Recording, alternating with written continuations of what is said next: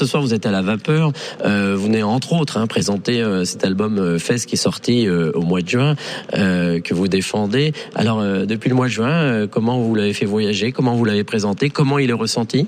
Alors, je suis très contente parce que depuis le mois de juin, j'ai commencé à le présenter dans les festivals cet été, avec un très bel accueil. Et puis là, voilà, depuis la rentrée dans les salles et à chaque fois, beaucoup de chaleur, beaucoup d'échanges avec le public. Donc, c'est très beau. Je suis très contente. Vous êtes contente. Oui. Et là, c'est vrai qu'il y a beaucoup de dates sur la tournée. Vous êtes toujours sur scène. Ça, c'est un plaisir. C'est un bonheur. Et puis, ça devient en fait quelque chose de très addictif. Et puis, je suis particulièrement contente d'être là ce soir parce que c'est sur cette scène de la Vapeur que j'ai fait ma première date en première partie de Diams.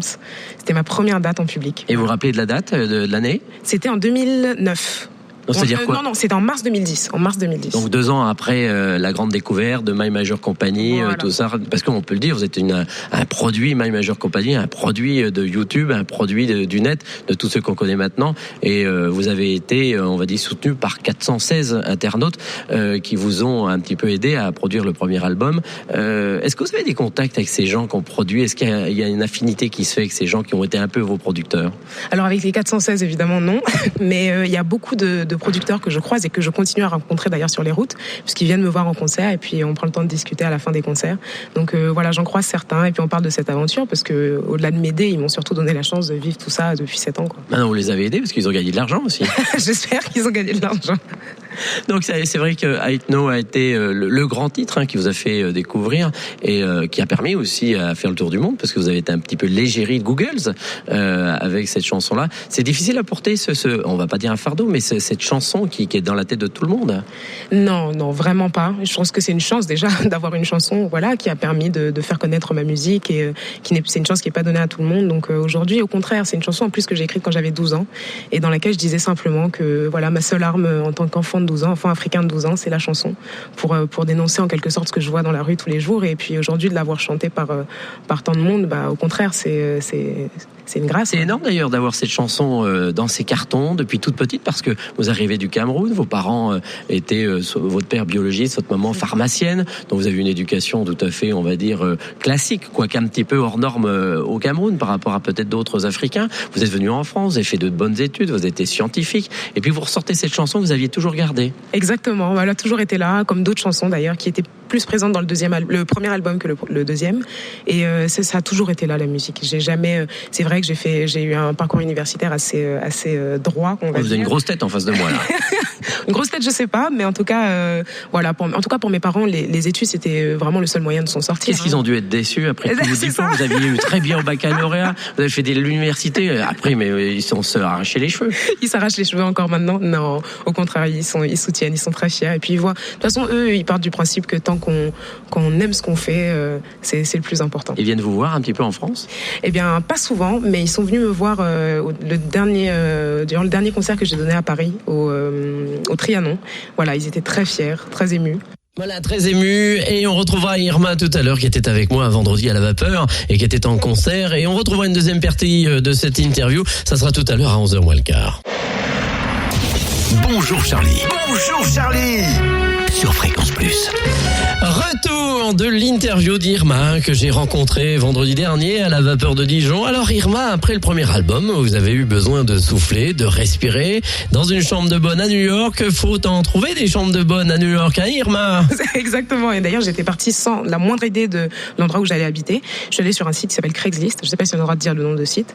Et voilà, j'ai cherché comme ça un endroit, et puis il y a un peintre qui partait au Brésil, qui m'a dit voilà, je te laisse cette petite chambre de bonne, fais-en bon usage.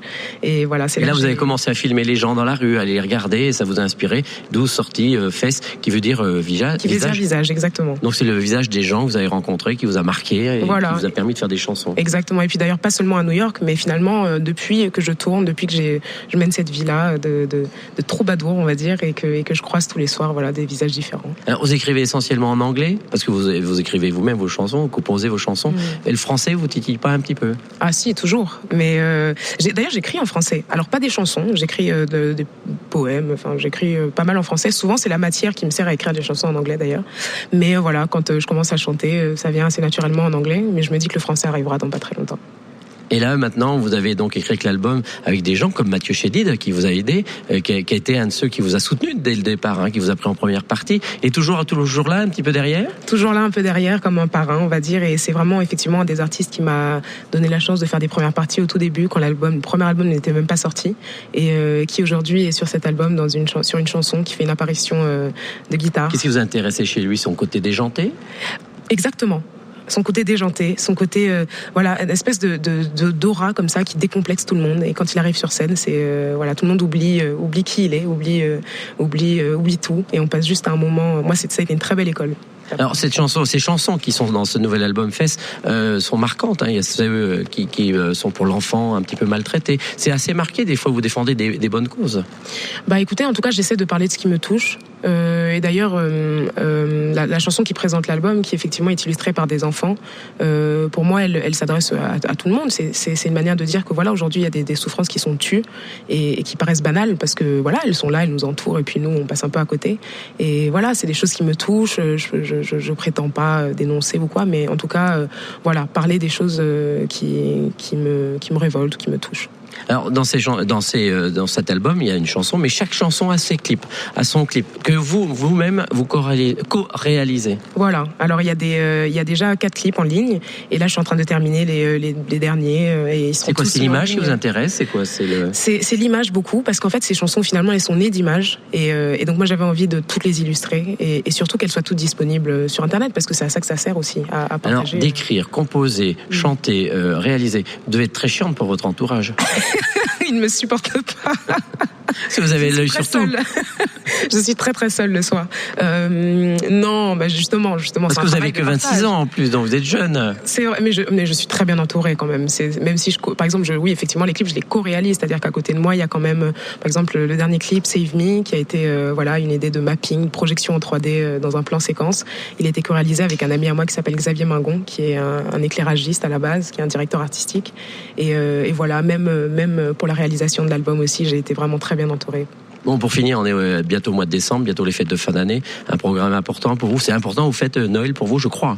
C'est très important parce que c'est un moment familial, évidemment. Même si cette année, je crois pas rentrer au Cameroun, mais c'est très important. Et en plus, venant d'une famille assez croyante.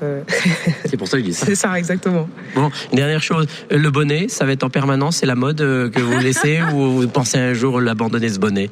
Oh, mais ça fait très longtemps que je ne le mets plus, le bonnet.